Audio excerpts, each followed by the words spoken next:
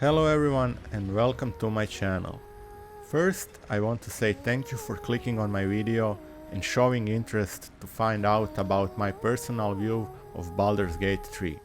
I did 2 playthroughs and in total I've spent playing the game over 150 hours, which doesn't make me an expert, but it gives me a pretty solid view about the game itself. So without further ado, let's start.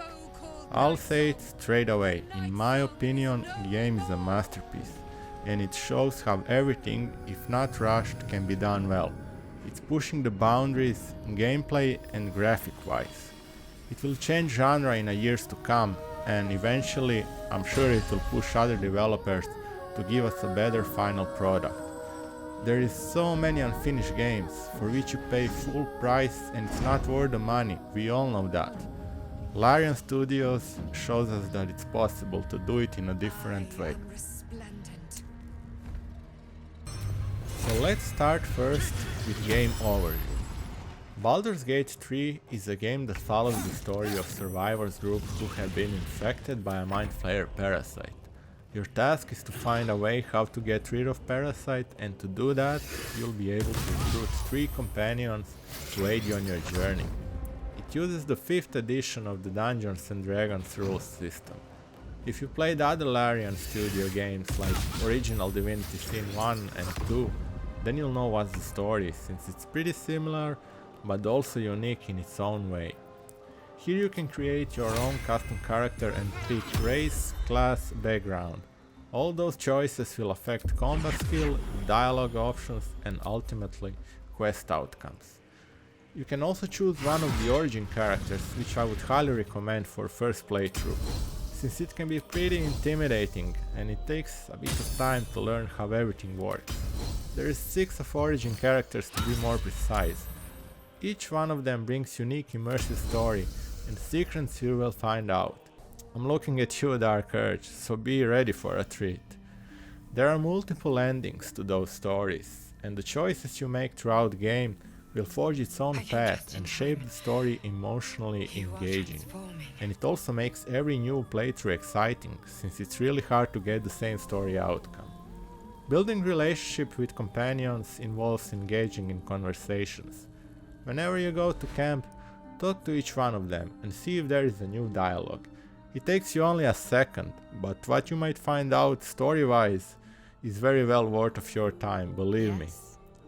As the game progresses, you will learn more about them and you'll be able to see how their personality changes depending on the choices you make, which is amazing and it shows the impact of your decisions. Not all of your choices will align with their beliefs or interests, so be ready for that. You can't please all of them. Completing their personal quests can help you with raising reputation toward you. I'll protect you. Next, I want to talk about gameplay mechanics. Game uses turn-based combat system, where you and your enemies take turns to perform actions, whether it's casting a spell, attacking, or using items like healing potion to heal yourself or others, antidote potion to neutralize the effect of all poisons, or animal potion if you want to speak to animals, which I personally found very useful. It opens new dialogue options, and sometimes animals have a lot to say, which will lead you to solving quests sooner rather than later. We can divide combat in 2 sections. Movement dictates how far can your character move, and actions let you use abilities or spells. There is limited actions you can make in a single turn, and every action you make will ultimately be determined by the dice roll whether you hit or miss. So before every roll, pray to the RNG gods, they are real, believe me. Using abilities and spells will deplete them. To restore them, Larian Studio implemented rest mechanic that allows you to recover health, spell slots and class features. Now keep in mind, there are 2 types of rest. Short, that will restore 50% of hit points and some class features. Then there is a second one, or a long rest, that will restore all of your resources. To access it, look for a campfire icon located in the bottom right corner of the screen. There are also advantages and disadvantages you need to pay attention to. Now, what I mean by that? Let's say you play a ranger class. Positioning yourself on a higher ground will give you advantage over enemies, making it easier to hit them. Standing in a melee range puts you in a disadvantage, and hit chance is slightly lower. Same rules applies to enemies also. Combat is extremely engaging and interesting, since game gives you options to approach every situation in a different way. It lets you be creative. Use items and surroundings to your advantage, like for example, if you play mage class, you can throw oil barrel and then light it up with fireball.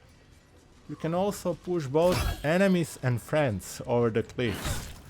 If you decide to play the game in a co-op mode, you can put your friendship on the line and see how strong it is. Or maybe you are a gentle soul and you want to avoid bloodshed at all costs. You can talk your way out, and in that case, charisma is your friend. Like, there is a character in Act 2 called Brewer, and you can decide whether you want to fight him in a combat or a drinking contest, which I found very funny. The point I'm trying to make here is, game gives you freedom, and ultimately it's up to you how you approach every situation. Next section is about graphics and game performance. I'll start with graphics first, and I'm pretty sure some of you might judge me because of what I'm gonna say next. I always preferred graphics more than gameplay, and this is not me saying gameplay is not important, because it is, it's very important. But if game looks bad, I won't even try to play it. It's because that is just who I am. We live at a time when computers are powerful as hell, and I want game to look good. It's simple as that. I must give Larian Studios big thumbs up on how great game looks. It is a visual masterpiece, true eye candy so to speak. I was stunned and it hooked me up straight away from that first second of cinematic to when you actually start playing the games. Models, whether we talk about characters, creatures, buildings, especially the ones in Baldur's Gate City, or some simple objects like crates, barrels, rocks. Weather is a story for itself. Pay attention to rain and how it cascades realistically, splattering on surfaces, while storms crackle with intensity. All those effects add so much to immersion of a world, enhancing the overall ambience. Texture quality of skin, hair and clothing looks so smooth and nice. I need to mention shadows and how real they look, especially if you are in some dungeon and there is a crack in a wall. You can see how sun is going through those cracks. It gives the game so much depth and atmosphere everywhere you go. It truly shows the amazing level of details and how much time and effort was invested to make it look the way it looks. If you ask me, Larian Studios absolutely raised the bar so high when it comes to graphics and realism, by showcasing an astonishing level of details. I love how they are implementing power of hardware capabilities to set a new standard for graphics. It just makes me happy and excited about their future games. Now, I'm sure there are some of you who will say there are way better looking games, and you are not wrong, but when it comes to CRPGs specifically, there are simply no better looking games, graphics wise. Prove me I'm wrong, please, I can't wait. Now I want to say, when it comes to performance, I truly believe game is almost perfect, and is in a way better state than when it was launched. So many bugs have been fixed throughout patches. I say almost, because nothing is perfect, and there will always be some small irrelevant bug and similar. Me personally, I haven't had any issues with the game, but then again, if I'm gonna be 100% honest, I have a pretty solid PC with RTX 4090, AMD 7800 X3D, CPU, 32GB of RAM and Gen 4 SSD, and all of that contributes to how games work, which is probably the reason why I haven't stumbled upon any issue. Here we come to our next section, which is positives and negative reasons why you should and shouldn't play the game.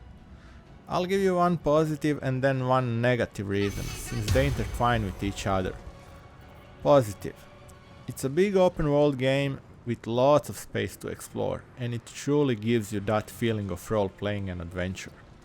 Minus. Big open world game with freedom of exploration can also be a big minus, if you are not the type of person who likes to take things slowly, especially if you're a type of person like I am, and that is, I love to check every single corner of the map. Everything needs to be explored by the time I decide to move to the next zone, and that unfortunately takes a lot of time. I loved it, but some of you might not. Another positive for me is utilization of PC hardware, and in turn it delivers astonishing details. Another minus that intertwines is that it's also a minus because not everyone can afford expensive hardware to be able to play visually stunning games like Baldur's Gate. Another positive is replayability aspect of the game. The game wants you to start a new playthrough and experience a different story, and considering it's gonna take you at least 50-60 hours to go through everything again, even though your knowledge about game is a step higher now, I think it's a money well spent. Last negative is the learning curve of how game works. It takes a lot of time to learn how everything works. Sometimes those dialogues can last forever, and that can be frustrating in its own way. You made it to the last section of this video, and that is advice I would give to any new player. This is a game that takes time, especially first playthrough, so don't rush it, soak everything. Game is going to feel much better, believe me. If you're like me, then explore the map, it's rewarding. It takes time to learn how everything works, so make fun of it. Something that works for someone else might not work for you, and I'm specifically talking here about builds. Experiment with them. Interact with your companions and finish their quests to find out more about them and uncover more lore. It makes game more interesting. Last but not least, try to save more often.